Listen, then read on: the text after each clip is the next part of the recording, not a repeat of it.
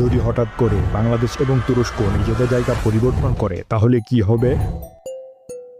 বাংলাদেশ চাইবে দখলদারদের কাছ থেকে ফিলিস্তিনকে মুক্ত করার, তাই তারা সমুদ্রপথে ইসরায়েলে হামলা করবে। কিন্তু ইসরায়েলের সেনাবাহিনীর প্রতিরোধের মুখে বাংলাদেশ পিছনে ফিরতে বাধ্য হবে। এবার বাংলাদেশ আরো শক্তিশালী আক্রমণের জন্য চাইবে মুসলিম জোট তৈরি করতে। তাই তারা ইরান, ইরাক সহ মধ্যপ্রাচ্যের সকল মুসলিম দেশগুলোকে একজোট হওয়ার জন্য আমন্ত্রণ জানাবে। ইরান, সৌদি আরব, লেবানন এই প্রস্তাবের সাথে সাথে রাজি হয়ে যাবে, কিন্তু ইরাক, জর্ডান, সিরিয়া রাজি হবে না। তাই বাংলাদেশ সিরিয়া আক্রমণ করে দখল করবে। এদিকে ইরান ইরাকে আক্রমণ করবে। প্রথমে ইরাক প্রতিরোধ করার চেষ্টা করলেও শেষ পর্যন্ত পরাজিত হবে।